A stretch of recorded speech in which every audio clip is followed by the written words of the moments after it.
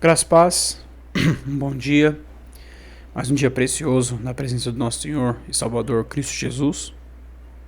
E meu nome é Alan Conte Júnior, da Primeira Igreja Batista Bíblica no Jardim Paraíso. E eu gostaria de conversar com você hoje a respeito de um tema chamado a ira futura. E nós vamos ver esse tema no texto Romanos 3, no seu versículo 23. Convido você então a ler comigo, Romanos 3, 23.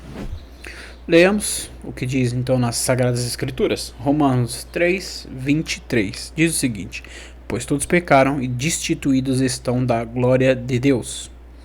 Texto forte, né? Um texto difícil, né? Um texto meio complicado e, dependendo da situação, um pouco assustador, né? Porque todos envolvem todos nós, todas as pessoas. Então não existe ninguém que não esteja culpado diante do nosso Deus. E aí é interessante nós pensarmos e entendermos uma coisa, um conceito um pouquinho antes. Não importa quão remota seja o lugar onde existe a vida, nem quão pouca informação ou qualquer mínimo traço de civilização existe em algum lugar. Todos nós, e todos os seres humanos, eu falo como todos os seres que já viveram sobre a Terra, eles têm dentro de si, ou eles conhecem dentro de si, que certas coisas devem ser feitas e certas coisas não devem ser feitas. O conceito de certo e errado.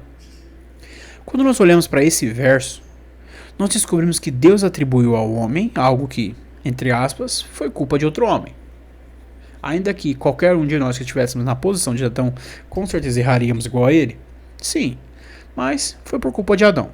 Então, pelo pecado deste homem, todos os homens sofrem hoje o juízo de Deus.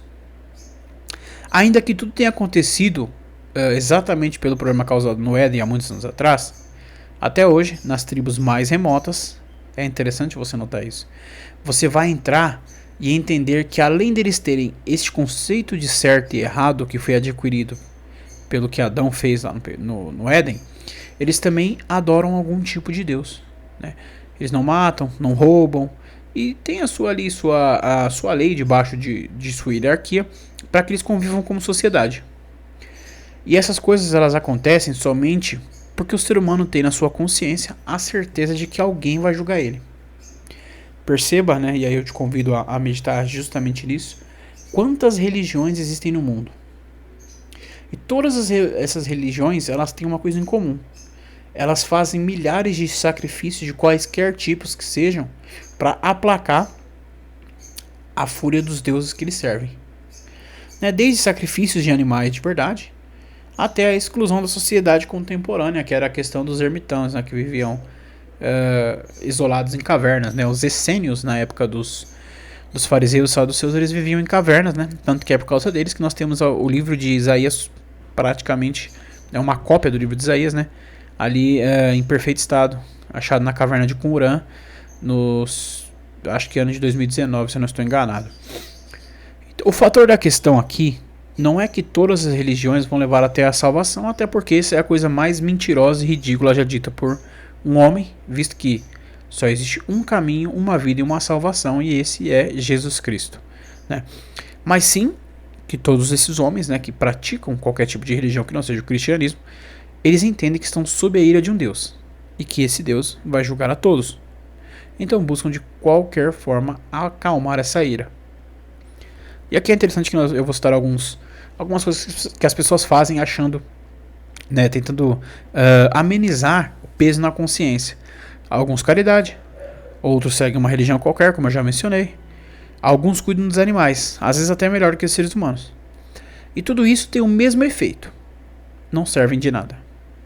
Se você não estiver debaixo do jugo de Deus, salvo por Cristo Jesus, o julgamento ele é iminente e fatal. Não existe nada nem ninguém que pode pará-lo. Agora, pela graça divina, todo aquele que nele crer não perecerá. Uma pequena adaptação que eu fiz de João 3,16 para facilitar aqui o nosso entendimento. Paulo sabia, o apóstolo, que tudo o que nós fazíamos antes da salvação em Cristo seria como feno queimado.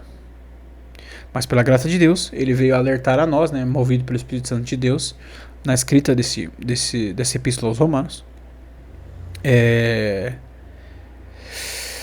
que somente se torna, né, realmente fiel, não fiel, mas se torna realmente salvo, se deixa de ser alvo dessa ira, aquele que confessar Jesus Cristo como seu Salvador.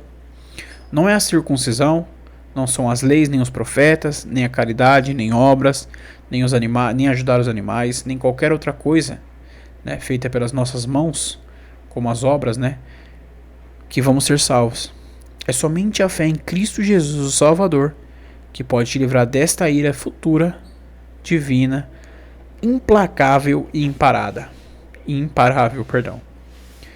Então, né, eu gostaria de falar, se você não conhece Jesus, se você talvez frequente uma igreja, mas se sentiu, né, em algum momento tocado nessa mensagem, não perca tempo, entregue-se a Cristo, entendendo que viver por Ele não é viver para fugir da ira de Deus, mas para amá-lo e obedecê-lo.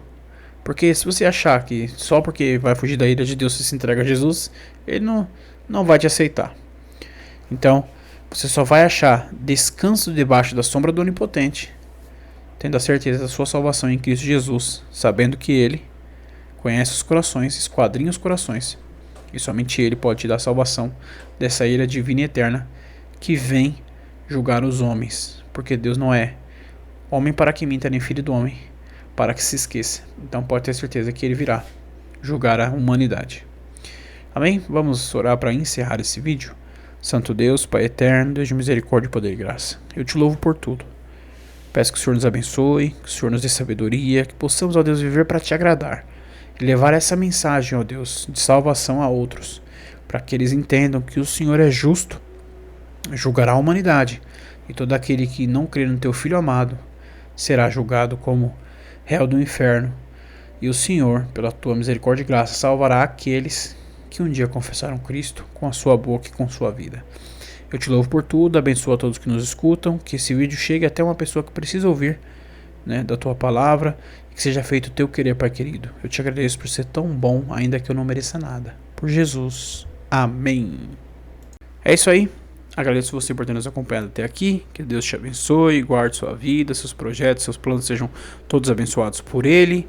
Que tenhamos um bom dia na paz de Cristo Jesus, nosso Senhor e Salvador. Falou!